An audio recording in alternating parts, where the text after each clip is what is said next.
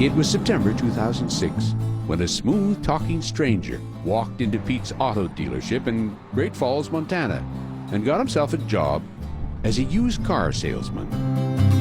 He was quite the character. Wasn't your typical car salesman persona. Joe Parsetich was the finance manager at Pete's Auto. He was at the dealership the day the new guy started. He was very sure of himself, to the point of a little bit smug. In Montana, where you have a lot of down-to-earth, meat and potatoes people, where they're very friendly towards one another, having somebody with a smug, cocky attitude isn't going to go over very well at times. Still, Joe was friendly in the way Montanans are known for. He gave the guy the benefit of the doubt. One Sunday evening, they got to talking. Joe says the new salesman told him how he used to be a successful stockbroker at a beautiful lakefront home in Texas.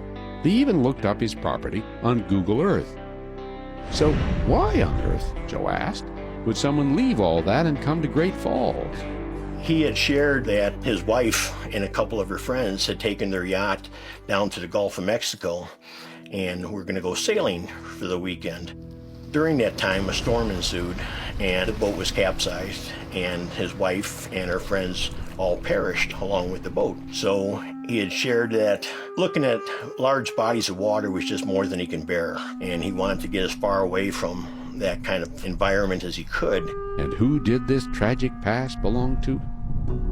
Joe said the wealthy salesman told him his name was Harvey Morrow. Harvey was quite chatty with Joe, but one thing Harvey didn't know, Joe, his attentive audience, was a former police officer, and Harvey's amazing story made Joe's antenna buzz a little. The more he would talk about the loss of his wife and his boat, the more intrigued I became. So on his way home that night, Joe took a little detour, drove by the hotel where Harvey said he was staying.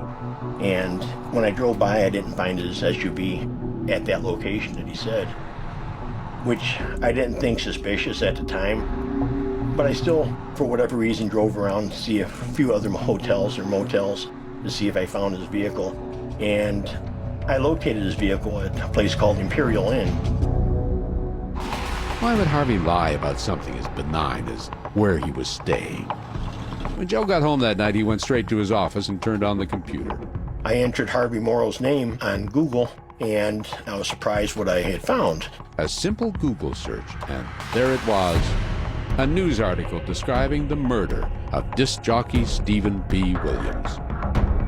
And Harvey Morrow was listed as a person of extreme interest. But if Harvey really was a fugitive, wouldn't he have changed his name? Maybe it was an awful misunderstanding. Still, Joe called the captain of Cascade County Sheriff's Department in Great Falls and told him what he'd learned. And it wasn't long before Sergeant Clark in California returned to his desk and saw the red light on his phone. There was a message. He said, I understand you might be looking for Harvey Morrow. Wow. What'd you think when you heard that message? Well, I was happy. It was another stroke of luck. You go to Montana because I'm looking for you down in the British Virgin Island. Everyone I talk to in Southern California says that's where you like to go. That's where you're going to be. Unfortunately for you, again, lucky for me, we got a retired cop that is not going to have a bleeding heart. He's going to have sympathy and empathy, and he's going to say, okay, great. But behind the doors, he's going to go run you on the computer and goes, oh my goodness. Sergeants Clark and Martindale ordered a flight to Great Falls, Montana, to pay the elusive Harvey a visit. Joe helped arrange a little meeting at the car dealership. I told Harvey, I said, I need you to go back out there and get this one particular vehicle prepared, that one of his customers were coming back to look at it.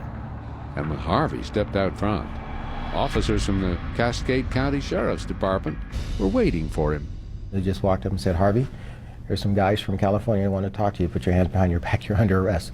Click, click. That was that. That was that. It's very civilized, isn't it? Very civilized. Yeah. Very You should civilized. all live like they do in Great Falls. I was impressed. I was very impressed. Yeah.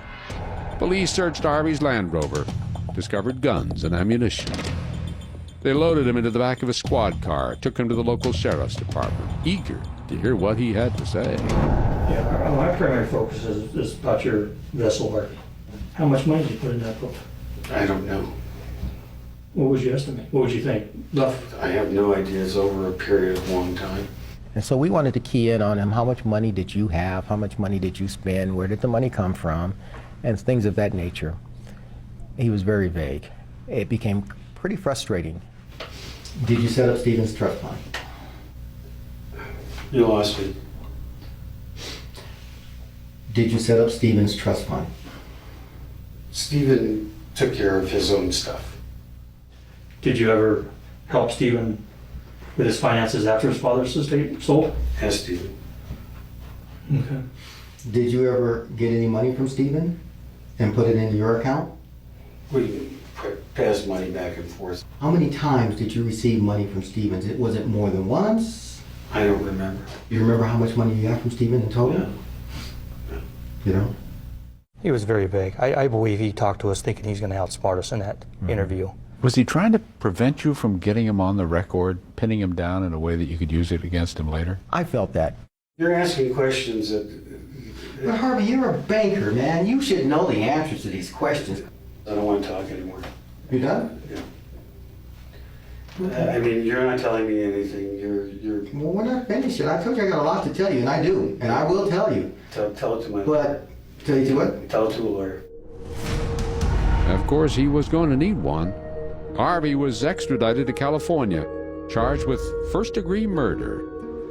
But for all the evidence that Harvey conned and stole from Stephen B., evidence of murder was pretty thin, at least without another stroke of luck.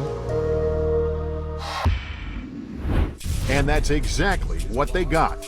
A missing piece of a puzzle discovered at last. You said you need to look at the data that's in this GPS. When Dateline continues.